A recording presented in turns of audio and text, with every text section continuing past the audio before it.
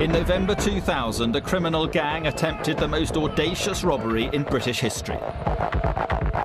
They look like terrorists. We're watching it on CCTV. The target, the world's most perfect diamond, the De Beers Millennium Star. We didn't know exactly how they were going to do it, and we didn't know when they were going to do it. The robbers' daring plan would bring untold riches or decades behind bars. The police operation against them would be the biggest in the flying squad's history. We were actually ready for a war, quite frankly.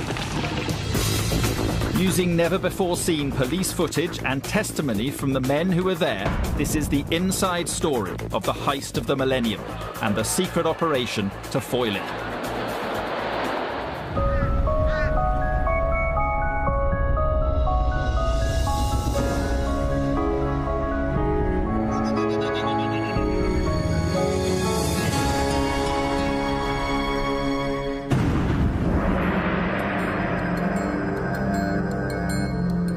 London's Millennium Dome, scene of the biggest diamond raid in British history.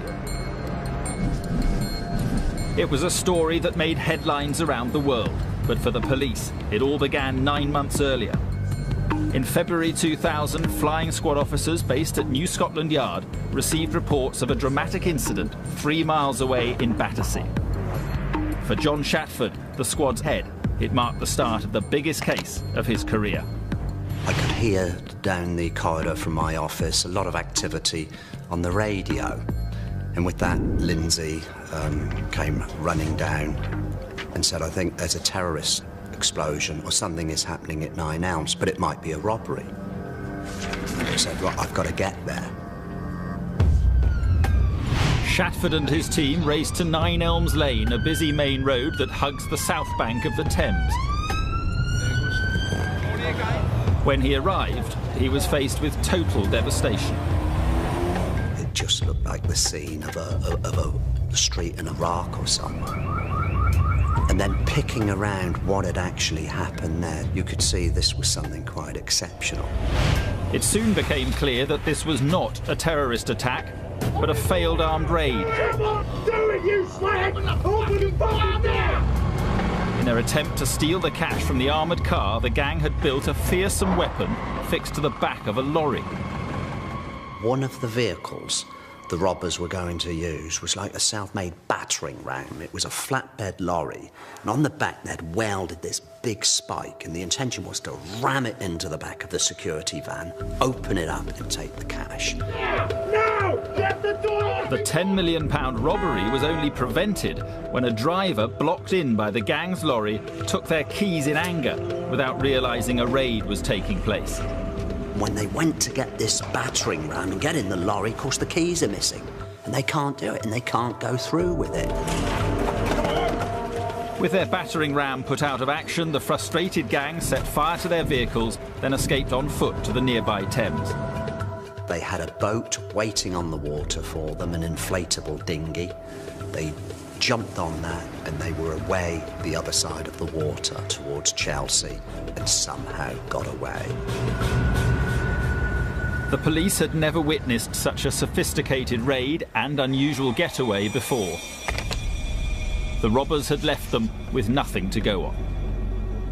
It was meticulously planned, both in their execution and also their attempts to prevent the police gathering forensic evidence, i.e. by exploding the vehicles that were used in the job.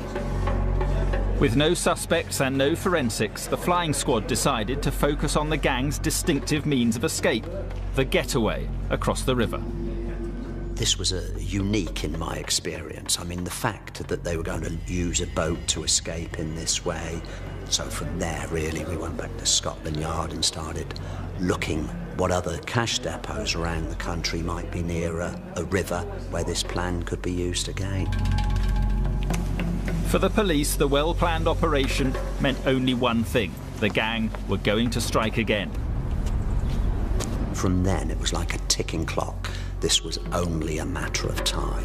Armed and masked robbers used a van equipped with a steel spike to ram the Securicor van early today. Aylesford in Kent. This time, the masked gang got even nearer to the cash. They were within seconds of grabbing the money when an unexpected vehicle appeared on the scene. And a police car that happened to be passing interrupted them. They shot at the police and they made good their escape by driving down to a very close river, the River Medway, and away on a speedboat. The robbery and the getaway bore the same hallmarks as the Nine Elms raid. And any lingering doubts that the gang were one and the same were soon dispelled. On the Nine Elms raid, one of the robbers rather humorously had written the word Gertie on the spike. Down in Kent, it could have been a carbon copy. On the back of that spike was written Gertie 2, and then just below it a sign saying, "Persistent, aren't we?" So there was no doubt in my mind whatsoever that this was the same team involved. But the robbers' overconfidence was badly misplaced. Within hours of the Kent raid, the police would get a lucky break that would unmask the identity of one gang member and eventually uncover the plot to seize the world's most precious diamonds. Within minutes of the Aylesford hold-up, police knew they were dealing with the same gang who'd used a lorry-mounted spike in the Nine Elms raid. And within hours, they got the first clue to one of the robbers' identities. It came from a constable in Kent CID. He had been reviewing newspapers on the day of the Aylesford robbery, and when he was looking at the photographs, he actually thought he recognised the flatbed lorry on which the spike was. The officer had recently investigated reports of stolen vehicles being stored at an isolated small holding called Tong Farm. So he went back through his intelligence and he found that that vehicle he'd seen going into Tong Farm a month or so previously. Tong Farm was owned and run by a family called the Wenhams. 33-year-old Lee Wenham, a scrap metal dealer, was well known to the police. He was notorious down in Kent. Not particularly high caliber, but a certain nuisance down there. So when we did get on to this, it's just hopeful now that we might have a base for where the criminals are operating from. With the gang possibly linked to Tong Farm, the flying squad and Kent police launched a joint surveillance operation. For weeks, the comings and goings were closely monitored.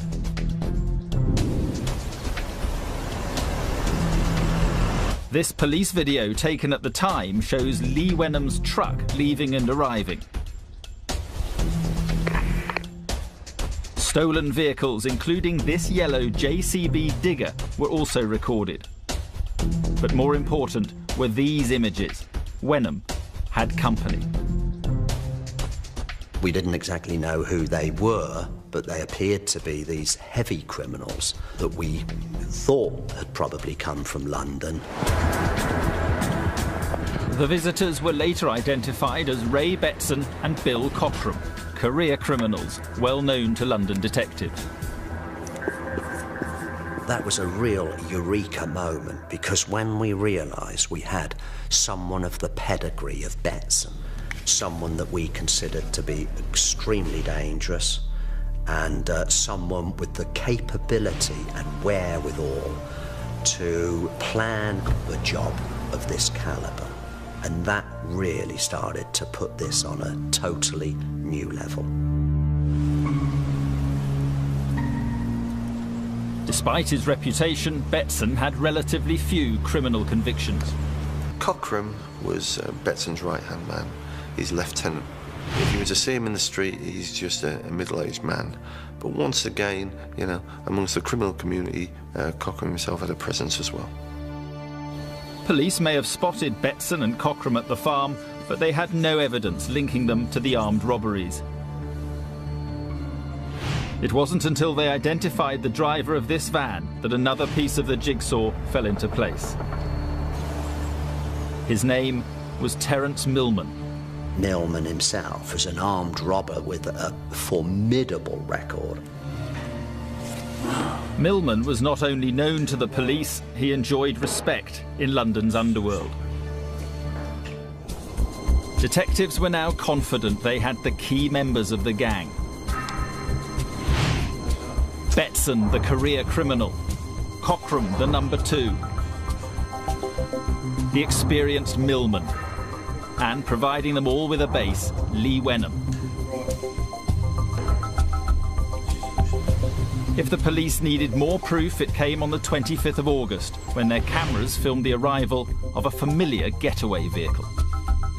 One of the most significant moments was when we actually saw a boat being taken into Tong Farm, because it told us that we were looking at the right place and that these were people who were preparing for the next job. But the police had no idea where that next job would be, and for the moment could only rely on guesswork. We actually had officers deputed to actually gather as much intelligence as they could around potential targets that might be at risk, and we drew up plans around possible locations at the time. It really was that wide at that moment, and it was only by sort of networking resources that we could actually drive this forward. The flying squad and Kent police met regularly to pool intelligence. At one of these meetings, it emerged that Lee Wenham, rather than planning an armed robbery, appeared to be organising a family day out. Lee Wenham was looking to purchase a family ticket, and the price of the family ticket, I believe, was around about £58. Yeah, and we researched that, and the intelligence picked up that the cost of a family ticket to go to the Dome was £58. The Millennium Dome in Greenwich was the site of the largest exhibition in Britain. But throughout the year 2000, it made headlines for all the wrong reasons. Massive overspends, poor attendances and critical reviews had dogged it since day one. So as at least someone's visiting the Dome, and it started to sound a bit odd. Well, why would he go to the Dome? You know, it's on the news every night that not enough people are going. And someone just threw out, it was a DI who was at Greenwich, just threw out across the, unless they're going to steal the Millennium Diamond. The diamond, known as the Millennium Star, was the centrepiece of a £350 million De Beers exhibition. This dazzling collection would make a tempting target for any determined robber. I remember it suddenly hit me. I thought, my God. And I visualised that river, the Thames, bending around the Dome. And it's something that you really, really want to be true, because it's actually so extraordinary that you think this would be absolutely sensational. If the gang were planning to rob the diamonds, the flying squad would need to follow Wenham's every move during his upcoming visit to the Dome. To do so, they used a cover story to infiltrate an officer into its CCTV control room. We managed to get Sean Allen to go into the control room, look at the cameras, purporting to be looking for drug dealers. That cover story enabled us to turn cameras, focus cameras, zero in on people, and we kept up the pretense for quite a while that we were actually, I'd say, looking for street dealers who were plying their trade. On the day of the visit, Wenham left the farm accompanied by a woman and a child.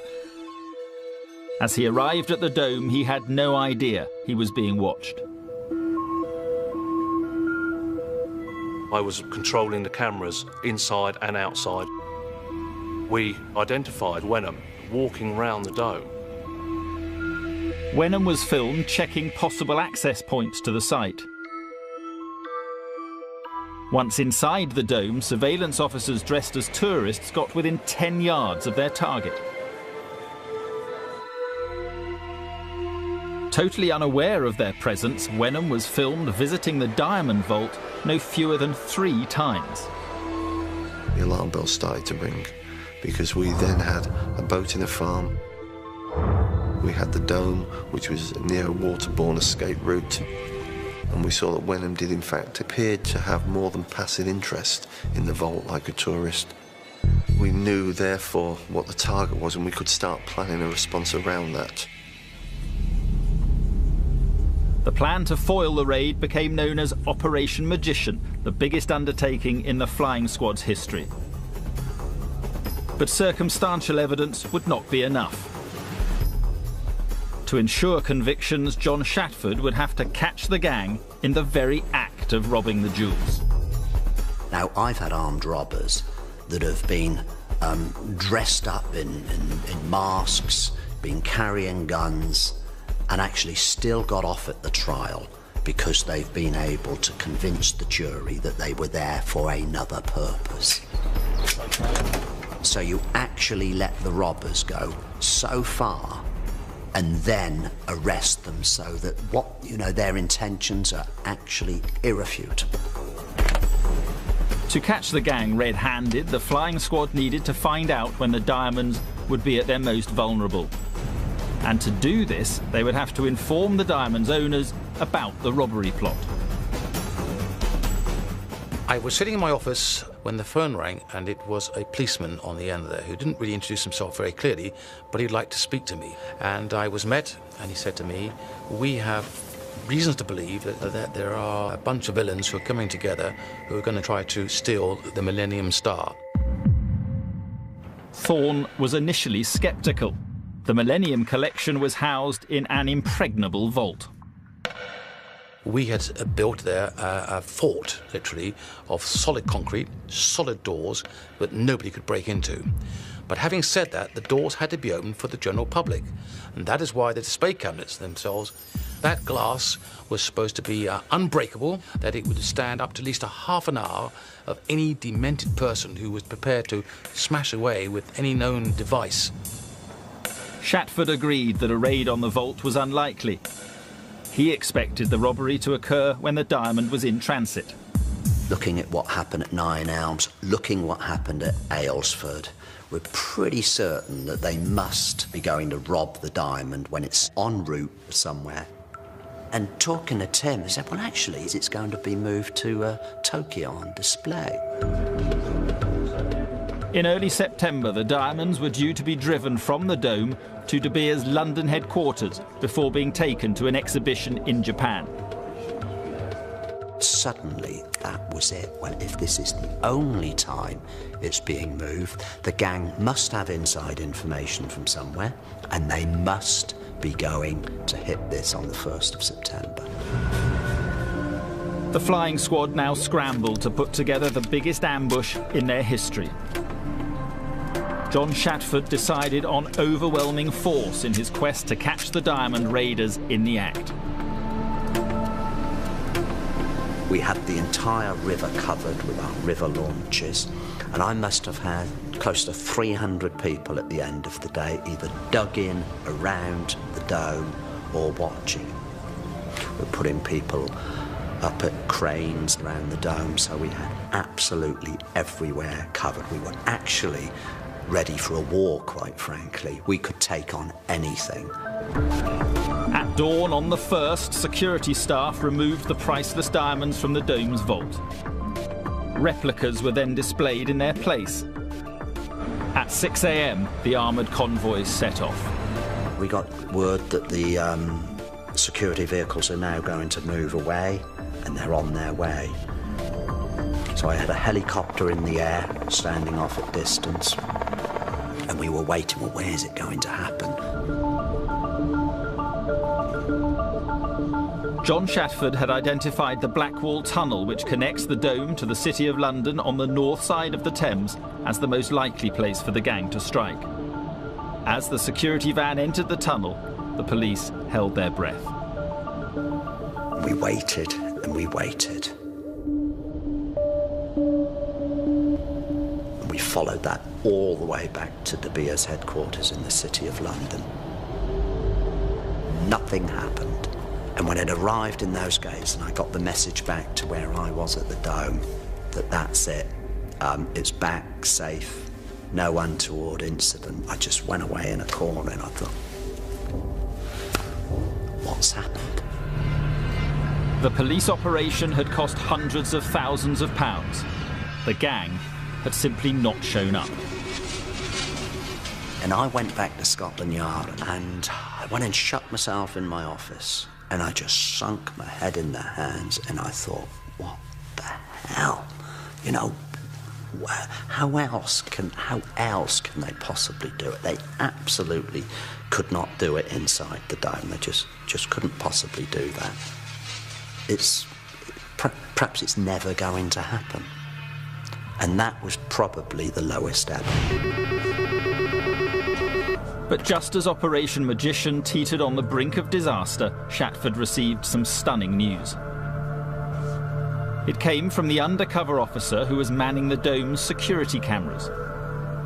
I've got a call from Sean Allen, who said something like, "Boss, you're not going to believe this, but I just spotted Betson and Cochrane at the dome. And they're having a good eyeball at the diamond."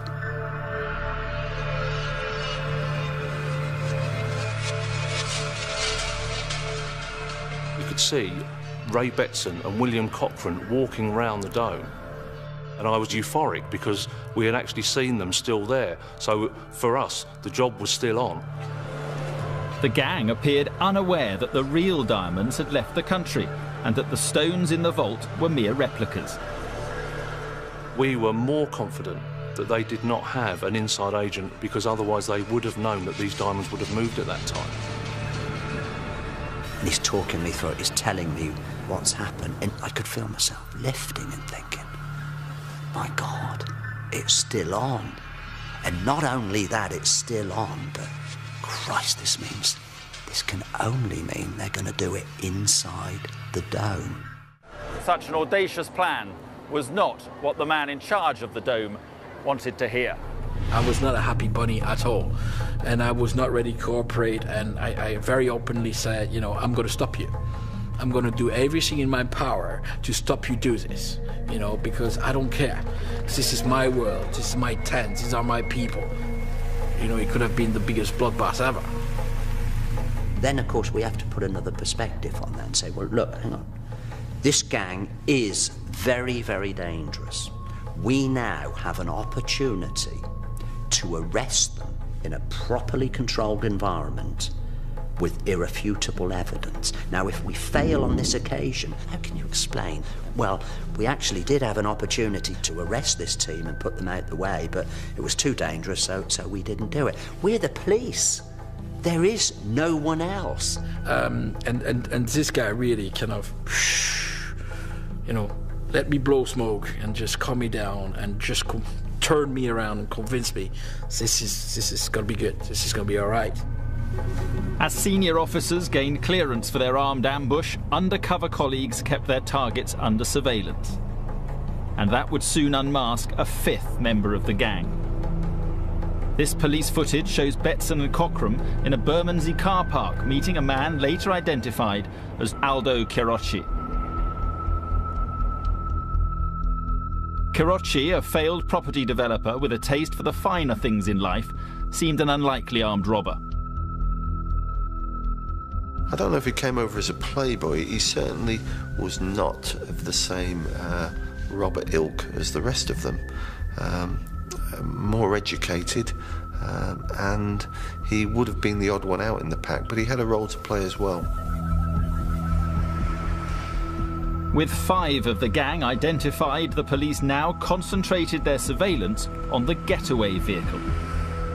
Because we knew the robbery would involve a boat, for that reason, if we stayed with the boat, we would get the ultimate target. We could never be 100% sure that they weren't planning a secondary target, maybe to move on to. So for that reason, to minimise the risk of compromising the operation, we played it safe and we stayed on the boat. As the robbers tested the speedboat, the watching police noticed it was not performing as it should. On the 3rd of October, officers followed Terence Millman to a boatyard in Whitstable, Kent. Contact.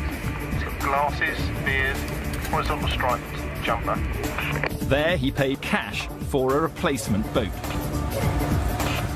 Reversing towards the gates of the boatyard.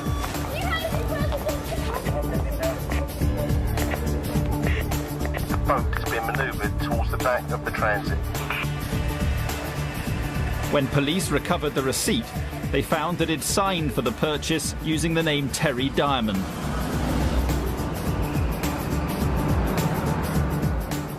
But while detectives were sure the boat would be used for the getaway, they were baffled by the other unusual vehicle they'd seen the gang testing. The yellow JCB. We identified that the robbery gang would use a JCB in some part of this robbery. We did not have any idea what they would use it for. But officers were confident that the date of the raid was drawing near. The gang's activity was increasing, and on October the 6th, the JCB was tailed from Tong Farm to a derelict coal yard in Plumstead, South London. Contact, the JCB. This secluded place, just a few miles from the Dome, was to become the forward operations post for the gang. And with the real diamonds back at the Dome after the Japanese tour, the stakes could not be higher. There's this general air that we must be getting close to the robbery taking place. The gang carried out some form of work on it. There was a lot of banging, I think some welding. We didn't know what was taking place, and indeed we did not know what this was being used for. But it was a mystery throughout. What on earth are they going to do? Not knowing how or when the gang would strike presented the police with huge logistical problems.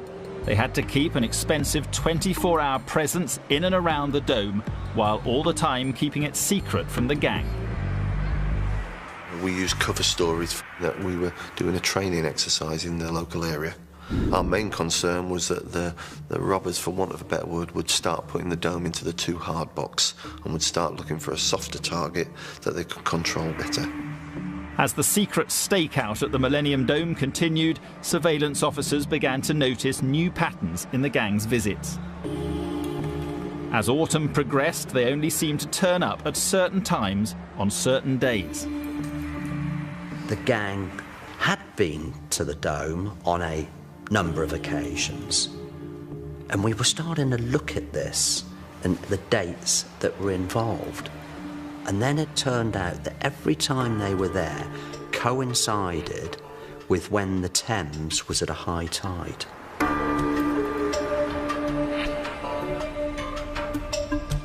We had a survey done of the river by a Thames branch who actually indicated to us that there was only so many spots along the Thames where a boat could be put in or taken out of, and there was only about a 30-minute window of opportunity on every tide. We could then look on the calendar and follow the same date, so whenever it was a high tide, I could deploy and in strength.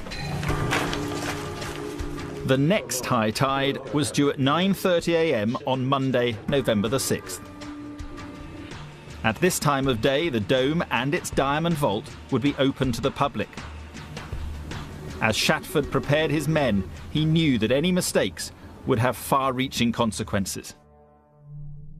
If we got this wrong, we're talking here the reputation of the Metropolitan Police, maybe its ability ever to carry on and tackle crime in this way again. I always knew that this is going to be the end of certainly my career if this goes wrong. At 2 a.m. on the 6th of November, Shatford deployed his units at the Dome.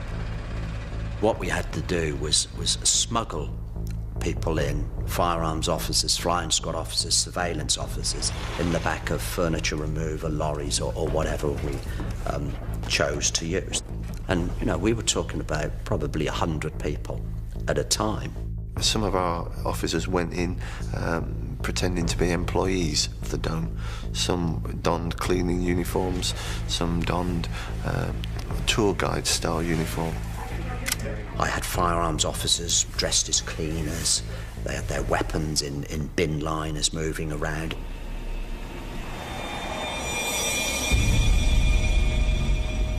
Shatford and his assistants took their place in the Dome's CCTV control room and waited. At 10 to 7, the first reports came in that the JCB was leaving its hideout. The vehicle is on the move towards the gates. As it was getting lighter, we're getting reports, yeah, the JCB, there's movement down at the coal yard. So I thought, this is it. It's all coming now. Let's just prepare for this, and let's just get ready. But as the police waited, they suffered a stroke of bad luck that threatened to wreck the whole operation. And then just as we're getting reports, yeah, they must be close, there's an accident outside the front of the dome. We thought, oh, no. The police are called, and we have a traffic car there, blue lights flashing, and worst nightmare. I was just pacing around the room thinking, no, I just can't believe this. Spooked by the police car, the JCB turned back and the boat withdrew. At the last minute, the raid was off. Well, they've seen the police, that's it. That must be the end of it. End of story.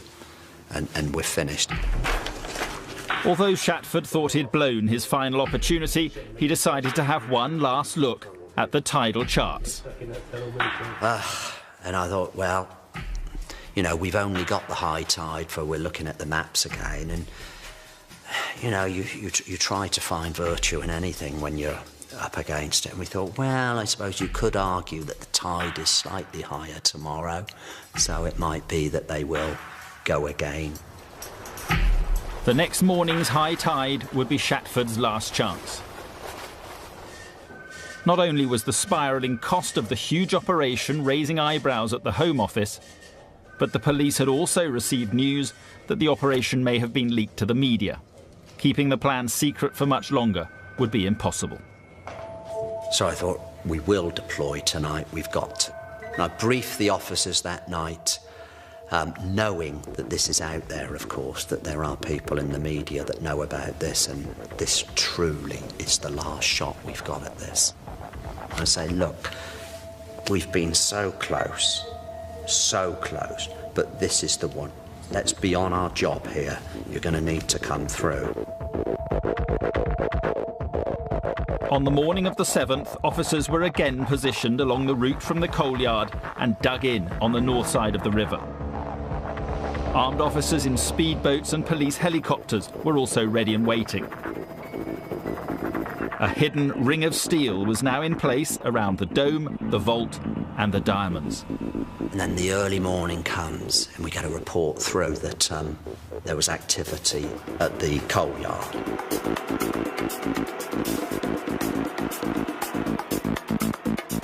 And then we got reports that the boat was on the move. Police cameras picked up Millman at the wheel. The boat came down the A13 to be positioned on the far side of the Thames, the north side of the Thames. Boat driver is looking at the engine of the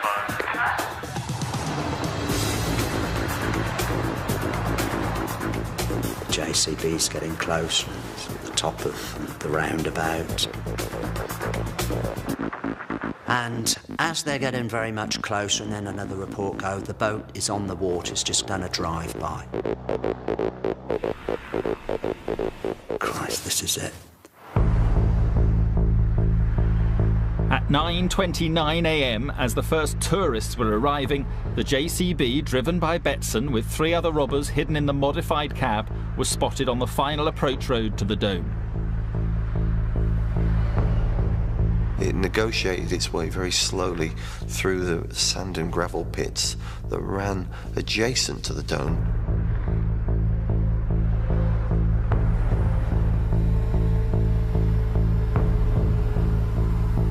Took up a holding position without breaching the perimeter of the dome's outside fence.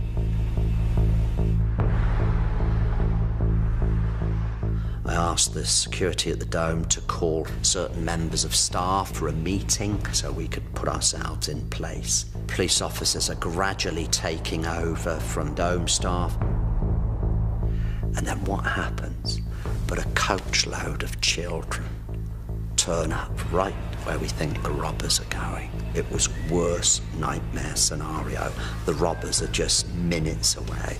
And as quick as anything, I mean, we got people down there and we just whisked them away. Just moments later, at 9:33 a.m, the robbers struck. We've actually got it when we're watching it on CCTV. I can see it now. It starts to rock backwards and forwards, and you think, what's it about? It's getting up its strength.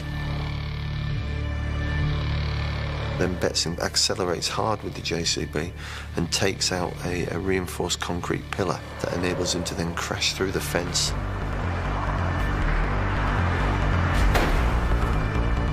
It was an incredible sight to see. Even at that point, we had no idea that they were going to go this far with the JCB.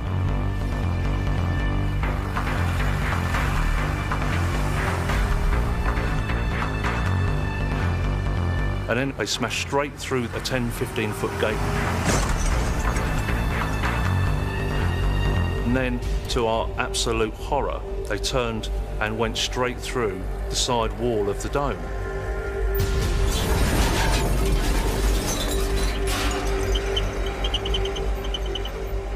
As the JCB careered onwards, the boat began its run towards the dome's landing stage.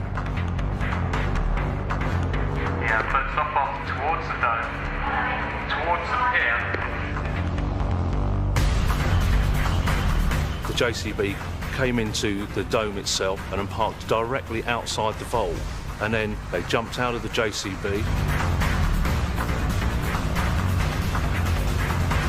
They looked like terrorists, quite frankly, but they had these breathing apparatus on. Karachi started throwing smoke grenades out. Amid the confusion, 2 of the robbers ran into the vault. Tim Thorne, watching via video link from De Beers headquarters, was horrified by what happened next.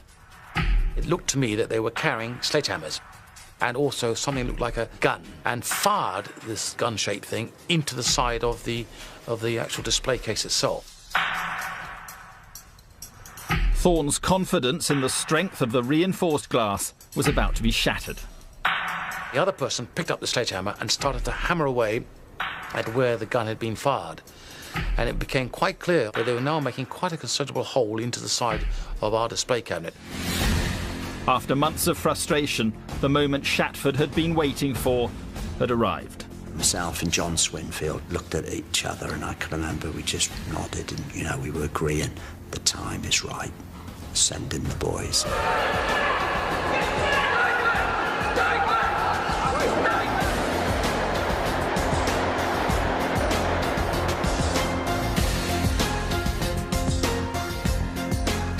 We've got 2 boats going on it now. Your way, I suspect, is in the middle of the river.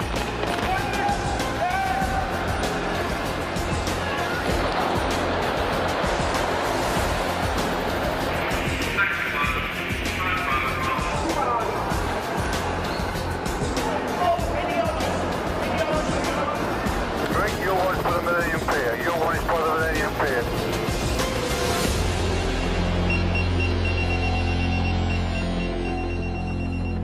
The gang had been under surveillance for 5 months. The ambush was over in less than a minute. Now it was time for the interrogations and the trial. Although the police had deployed massive force to foil the robbery, the operation passed without a single casualty. I'm waiting to hear that we've shot someone. I got the message, no one injured. And I thought, it's here, we've done it. Betson and Karachi were arrested outside the vault. They gave up without any resistance at all. They were overwhelmed by the police response and the fact that action beats reaction.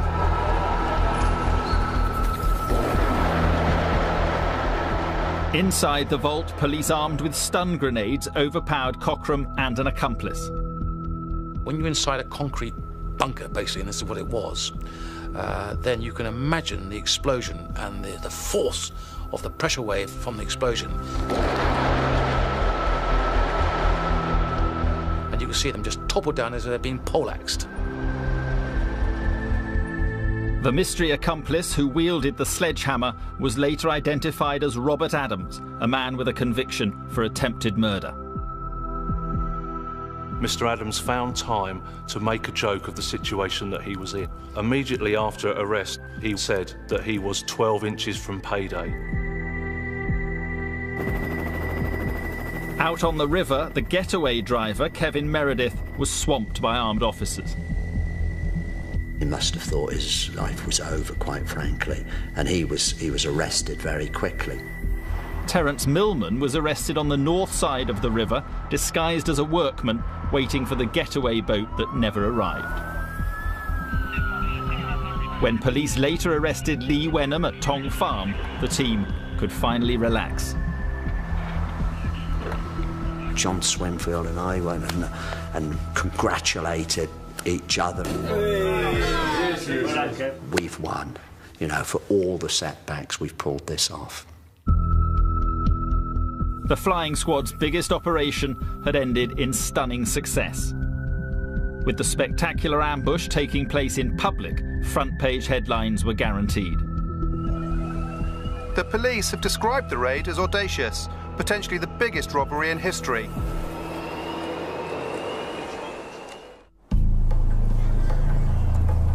Almost exactly a year later came the trial. The court heard how sophisticated the robbers' plan had been. The judge did ask me what did I think of their attempt, and I told him I thought it was exceptional and it was brilliantly executed. And as I said that, all the crooks had a thumbs up as if, well done, that's exactly what we thought as well. But of course they'd been trapped. It emerged that Cockram had used an industrial nail gun to weaken the supposedly unbreakable glass around the diamond. I don't quite know how they knew that those nail guns would able to penetrate that glass, but it did. It worked perfectly. 10 seconds, they got a hole into the glass. It was revealed that Robert Adams had only joined the gang the night before the raid. That sounds very strange to me. Someone must have pulled out who had knowledge of it, and they had to replace a man.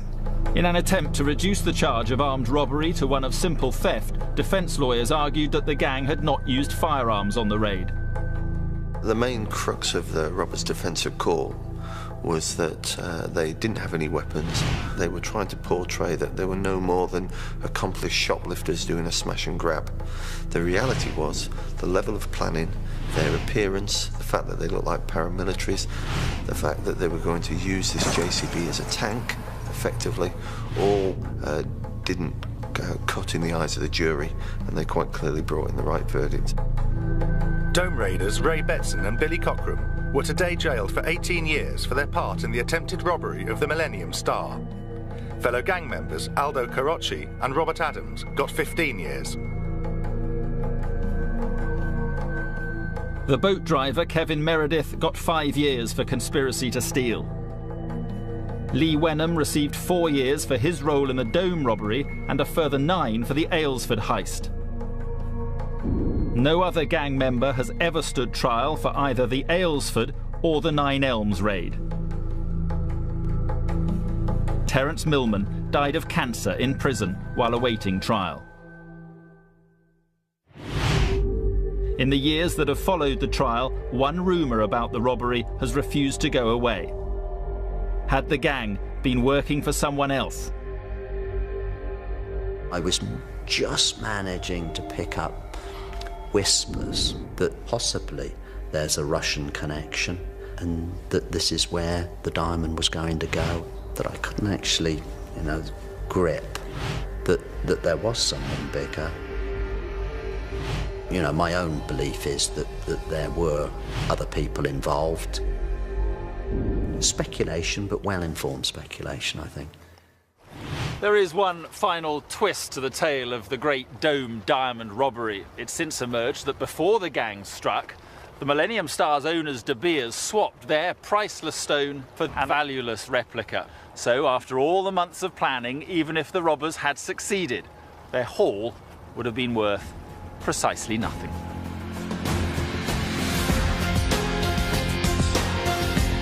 Discover the turning points of forensic science in brand new Crimes That Changed History, starting on Monday at 9.